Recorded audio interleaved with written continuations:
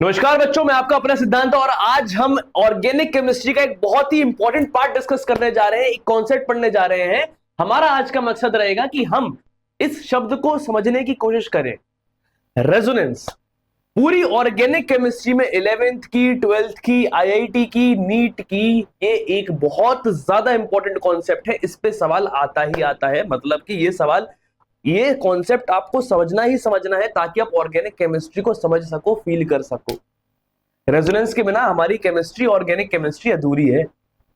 जब किसी कंपाउंड में रेजोनेंस होता है तो बोला जाता है ये तो स्टेबल कंपाउंड है, ये तो एकदम मस्त कंपाउंड है, ये तो अपनी मस्ती में है। ऐसी कौन सी मस्ती चल रही है? अगर किसी कंपाउंड में रेजोनेंस है तो वहां पे डांस है।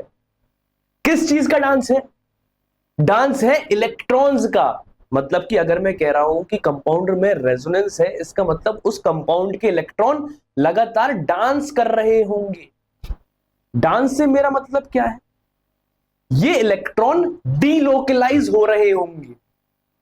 डीलोकलाइज जो शब्द है, इसको समझने से पहले हमें एक शब्द आना चाहिए। लोकलाइज क्या होता है? लोकलाइज मतलब रुका हुआ, एक लोकल जगह पर स्थिर है, ये हो गया लोकलाइज्ड। अगर मैं कह रहा हूं ये डीलोकलाइज्ड है, मतलब कि ये घूम फिर रहा है। डीलोकलाइज्ड एक लोकल जगह पे स्थिर नहीं है, डीलोकलाइज हो रहा है यानी कि लगातार घूम रहा है। इस लगातार घूमने को मैंने क्या बोल दिया? मैंने बोल दिया ये डांस ऑफ इलेक्ट्रॉन है। मैं इसको बेहतर भाषा से बोलना चाहूंगा, ये डांस ऑफ पाई इलेक्ट्रॉन है। जो इलेक्ट्रॉन डांस करते हैं वो पाई वाले इलेक्ट्रॉन होते हैं। तो आपको ये पता होना चाहिए कि पाई इलेक्ट्रॉन कौन होते हैं। क्लियर है? अब रेजोनेंस को और फील करते हैं। रेजोनेंस आखिर है क्या? पहले तो अपन ने समझ लिया, हाँ भाई डांस हो रहा होगा पाई इलेक्ट्रॉन का तो रेजोनेंस होगा। पर एक्चुअली में रेजोनेंस को मैं एक एग्जाम्पल के द्वारा आपको फील कराने की कोशिश करता हूं। सबसे कॉमन एग्जाम्पल है ये हमारा। ठीक है, क्या है common example? A double bond, a single bond, a double bond. जब भी किसी कंपाउंड में आपको इस तरह की चीज मिलेगी कि वहां पे पहले डबल बॉन्ड है, फिर वहां पे एक सिंगल बॉन्ड आ गया, फिर वहां पे एक डबल बॉन्ड आ गया, तो आप ये कह सकते हो कि इस कंपाउंड में रेजोनेंस है। इस कंपाउंड में इलेक्ट्रॉन का डांस चल रहा होगा। पाई इलेक्ट्रॉन मैंने अलग से हाईलाइट करके दिखा दिए हैं और रेजोनेंस भी मैंने एरो से दिखा दिया है कि ये इस तरह से चलेगा। ये डबल बॉन्ड आगे जाएगा, ये डबल बॉन्ड आगे जाएगा। और ये कंपाउंड कैसे पैदा होगा, इसको फील करने की कोशिश करना। मैंने इलेक्ट्रॉन इसलिए अलग से यहां पे दिखाए हुए हैं।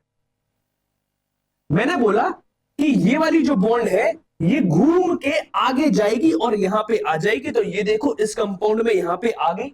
एक एक इलेक्ट्रॉन का हिसाब फील करना, तब जाके रेजोनेंस का फील आएगा। तुमने इस कार्बन, ये वाला इलेक्ट्रॉन इस कार्बन का है, ये वाला इलेक्ट्रॉन इस कार्बन का है। जब तुमने बॉन्ड यहां पे शिफ्ट करी, यहां पे ये आ गई, तो इस वाले कार्बन से तुमने ये वाला इलेक्ट्रॉन छीन लिया। अभी ये कार्बन न्यूट्रल था। एक न्यूट्रल चीज से इलेक्ट्रॉन का चार्ज क्या होता है? नेगेटिव। तुमने नेगेटिव चीज निकाल ली तो वो क्या हो जाएगा? पॉजिटिवली चार्ज हो जाएगा। उसके बाद यहां तो डबल बॉन्ड आई किया, ये वाली बॉन्ड भी आगे गई। आगे कहीं जाने को तो नहीं है, तो ये इसी कार्बन पे स्थिर हो गई, इस कार्बन पे स्थायी हो जाएगी ये। तो ये वाला इलेक्ट्रॉन तो इसी कार्बन का था। एक इलेक्ट्रॉन नया आ गया, देखना एक इलेक्ट्रॉन तो इसी कार्बन का था। पहले ये कार्बन न्यूट्रल था, एक इलेक्ट्रॉन नया आ गया तो ये कार्बन क्या हो गया? नेगेटिवली चार्ज हो गया।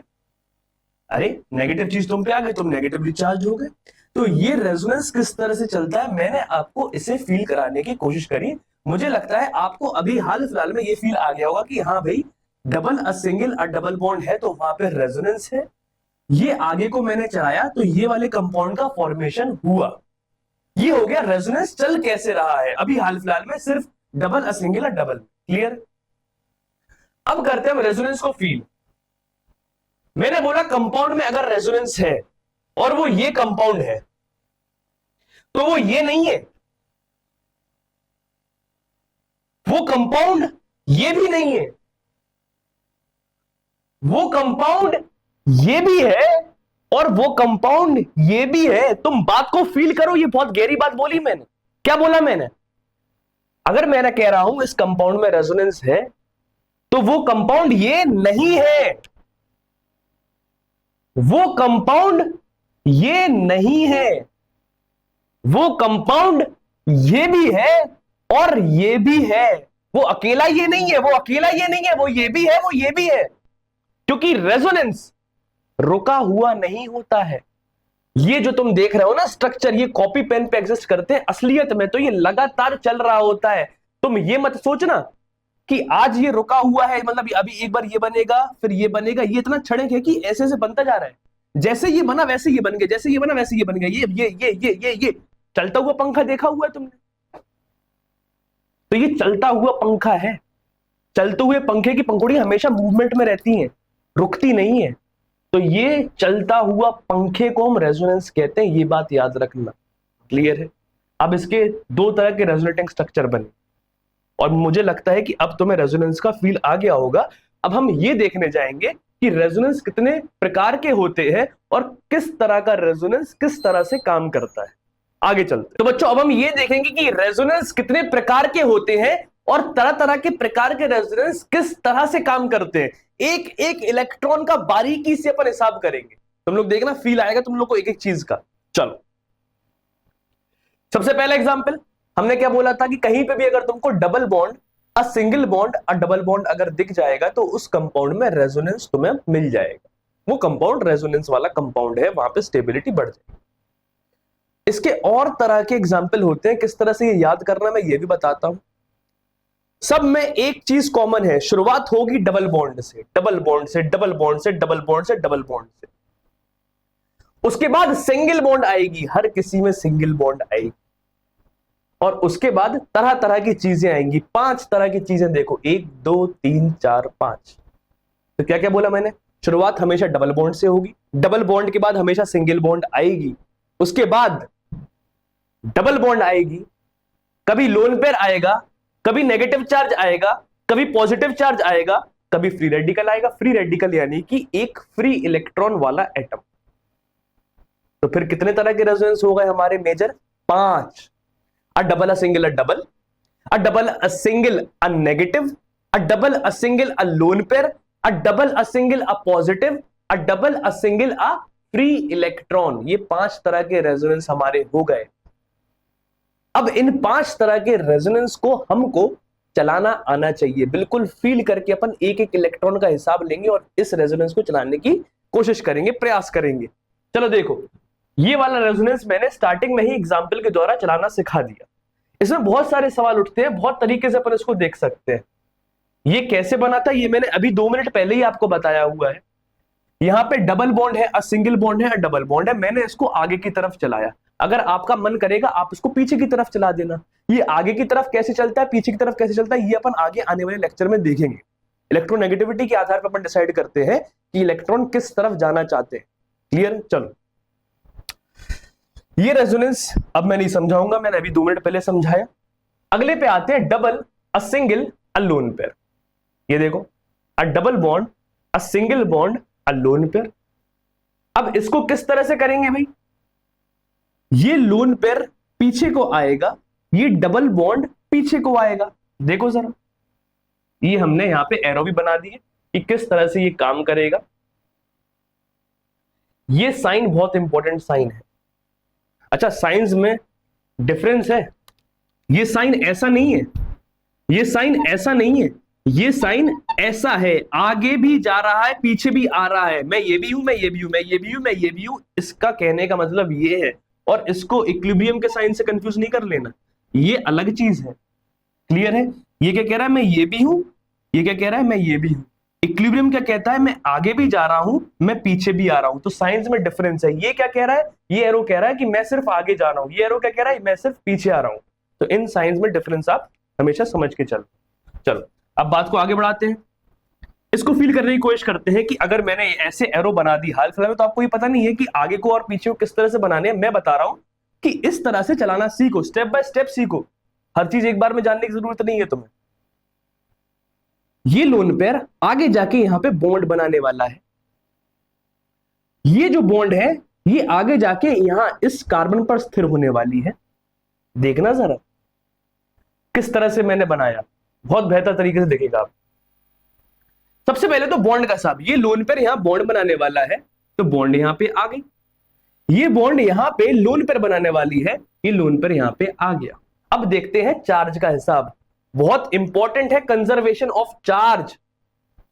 देखो जरा, ये लोन पेयर जब यहां बॉन्ड बनाने जा रहा है तो इस बॉन्ड में एक इलेक्ट्रॉन यहां पे, एक इलेक्ट्रॉन यहां पे, इसका मतलब इस क्लोरीन ने एक इलेक्ट्रॉन अपना कार्बन को दे दिया, अभी न्यूट्रल था, एक नेगेटिव चीज इसने दूसरे को दे दी तो खुद पे चार्ज क्या आ जाएगा, पॉजिटिव आएगा। या फिर इसको इस तरह से कह दो, बेचारे से एक इलेक्ट्रॉन छीन लिया गया तो ये पॉजिटिवली चार्ज्ड हो गया।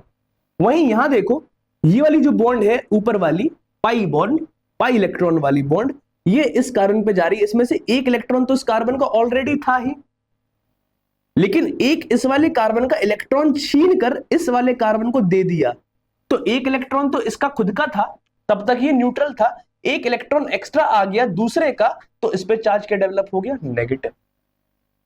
जिस तरह से ये आगे गया उसी तरह से ये पीछे भी आ सकता है। देखो जरा, अब अगला एग्जांपल क्या था, अगला example, a double bond, a single bond, a negative charge. ये भी कैसे चलेगा, ये भी ऐसे ही चलेगा, ये पीछे को और ये पीछे को, तो तुम लोग को ये चलाना आ गया होगा। अब हम देखते हैं कि चार्ज और इलेक्ट्रॉन और बॉन्ड किस तरह से फॉर्म होंगी। देखो, पूरे के पूरे एटम्स में कोई चेंज नहीं आता है, जब रेजोनेंस चलता है तो एटम इधर उधर नहीं करते, सिर्फ पाई इलेक्ट्रॉन इधर उधर करते हैं, चार्ज इधर उधर करता है, लेकिन एटम डांस नहीं करता, ये बात याद रखना। देखो सर, ये मैंने दिखा दिया कि इस तरह से रेजोनेंस चलने वाला है। अब मैं इसको साबित करूंगा किस तरह से ये आ गया। ये लोन पेयर था, यहां पे नेगेटिव चार्ज भी था, ये यहां पे बॉन्ड बनाने जा रहा है, तो एक इलेक्ट्रॉन तो आज भी इसी के पास रहेगा, लेकिन एक इलेक्ट्रॉन, एक नेगेटिव चीज छीन के इस वाले कार्बन को दे दी गई, दे दी गई। पहले नेगेटिव चार्ज था और एक नेगेटिव चार्ज तुमने निकाल के किसी और को दे दिया, तो क्या हो गया, ये न्यूट्रल हो गया और बॉन्ड का फॉर्मेशन तो हो ही गया है। यहां पे देखते हैं, यहां पे ये वाली बॉन्ड है, एक इलेक्ट्रॉन इस कार्बन का, एक इलेक्ट्रॉन इस कार्बन का। अब यहां पे जब ये लोन पेयर बनाएगा तो किस तरह से बनाएगा, ये तो खुद का था, एक दूसरे से छीन के इलेक्ट्रॉन उसको दे दिया गया, पहले न्यूट्रल था, अब एक इलेक्ट्रॉन इस पे आ गया तो चार्ज का डेवलप हो गया, इस पे नेगेटिव डेवलप हो गया। क्लियर है? तो यहाँ पे कंजर्वेशन ऑफ चार्ज अपन को ध्यान रखना है, चार्ज में गलत चीज मत कर देना, गलत तरीके से कैलकुलेशन मत कर देना चार्ज की, वरना कंपाउंड ही गलत हो जाएगा। अगला, double a single a positive, इसको मैं सिर्फ एक एरो से दिखाऊंगा, ये बॉन्ड आगे जाएगी। देखो जरा किस तरह से, मैंने इसी के अंदर स्लाइड में डाला हुआ है किस तरह से ये आगे जाएगी। ये बॉन्ड आगे गई, अब आगे गई तो हुआ क्या, तुम लोग समझ गए होगे। अभी मैं बस बता रहा हूं कि किस तरह से चलता है, ये तुम लोग खुद देखना पड़ेगा आगे कि किस तरह से चलाओगे, आगे अपने आप धीमे धीमे सीख जाओगे। ये बॉन्ड इधर गई तो देखो जरा क्या हुआ होगा, इस वाली बॉन्ड में एक इलेक्ट्रॉन इस कार्बन का है, इस वाली बॉन्ड में एक इलेक्ट्रॉन इस कार्बन का है, ये बॉन्ड घूम के इधर आ गई, तो यानी कि इस वाले कार्बन से आज तुमने एक इलेक्ट्रॉन छीन लिया, तो आगे आने वाले समय जो तुम रेजोनेटिंग स्ट्रक्चर बनाओगे इस पे चार्ज क्या आ जाएगा, पॉजिटिव। इलेक्ट्रॉन छीन लिया और इस पे पॉजिटिव चार्ज था, तुमने इस पे एक इलेक्ट्रॉन दे दिया, एक इलेक्ट्रॉन आ गया, वन पॉजिटिव वन नेगेटिव क्या हो जाएगा, इसको न्यूट्रल कर दे और यहाँ पे डबल बॉन्ड का फॉर्मेशन तो हो ही जाएगा, तो ये इसका रेजोनेटिंग स्ट्रक्चर हो गया। अब आते हैं हमारे last example, a double a single a free radical. ये देखो sir, double a single a free radical किस तरह से काम करता है। अब मैं इस बॉन्ड को ऐसे शिफ्ट नहीं करूं, अगर मुझे यहां पे बॉन्ड बनानी है तो मैं एरो तो ऐसे ही दिखा दूंगा, कोई दिक्कत वाली बात नहीं, आप ऐसे एरो दिखा सकते हो बेटा। बट इसमें अगर यहां पे बॉन्ड का फॉर्मेशन करना है तो सिर्फ एक इलेक्ट्रॉन की जरूरत है, तो इस बॉन्ड में से एक इलेक्ट्रॉन इसी कार्बन पे रह जाएगा और एक इलेक्ट्रॉन इसका यहां पे आ जाएगा।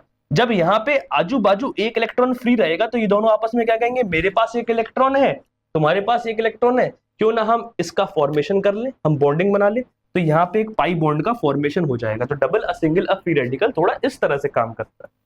देखो सर क्या होगा, ये यहां पे जाएगा, ये पूरी बॉन्ड नहीं जा रही बेटा, यहां पे बॉन्ड की फॉर्मेशन करने के लिए सिर्फ एक इलेक्ट्रॉन रिक्वायर्ड है, तो इस वाले कार्बन का एक इलेक्ट्रॉन आ रहा है यहां पे, तो बॉन्ड बना लेगा और इसका एक इलेक्ट्रॉन इसके पास अब फ्री हो जाएगा, है ना। ये बॉन्ड टूट गई तो उसका एक इलेक्ट्रॉन इस कार्बन फ्री हो गया, तो उसका आगे का रेजोनेटिंग स्ट्रक्चर बेटा कुछ इस तरह का बन जाए। तो बेटा ये हमारा कवर हुआ एक हमारा रेजोनेंस का टॉपिक। अब इस टॉपिक में मैंने आज पहली क्लास में क्या कराया, इसको बस फील कराने की कोशिश करिए कि रेजोनेंस आखिर होता क्या है और कितने प्रकार का होता है और किस प्रकार से ये काम करता है। तो आज का मकसद हमारा ये था कि हम रेजोनेंस को सोचना सीख सकें। मैंने रेजोनेंस तो बहुत एलैबोरेट टॉपिक है बेटा, अभी आगे इस पे बहुत सारे लेक्चर्स आएंगे, लेकिन अभी आज का मकसद हमारा सिर्फ इतना था कि रेजोनेंस को तुम सोचना सीख सको कि रेजोनेंस आखिर होता क्या है। ये बात क्लियर है?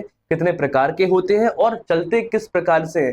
अभी आपको ये सब दिक्कत आ रही होगी, सर आपने तो बोल दिया कि इसको आगे चला दो, इसको पीछे चला दो, इसको पीछे चला दो, इसको बस एक बार में चला दो, इसको भी बस ऐसे चला दो, लेकिन हमको ये कैसे चलाना आएगा?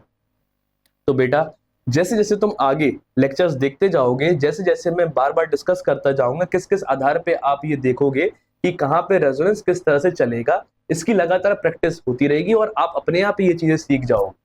ये बात क्लियर है? इस पे एक इलेबोरेटेड टॉपिक में बनाऊंगा जहां पे मैं ये बताऊंगा कि रेजोनेंस का प्रेडिक्शन कैसे करना है, किस तरफ चलेगा, कैसे चलेगा। हाल फिलहाल में एक एक इलेक्ट्रॉन का हिसाब लेके अगर चले तुम ऑर्गेनिक केमिस्ट्री में, तो चाहे कोई तरह की मैकेनिज्म हो, तुम कभी कोई गलती नहीं करोगे। उसकी शुरुआत क्लास 11th की जीओसी से ही हो जाती है।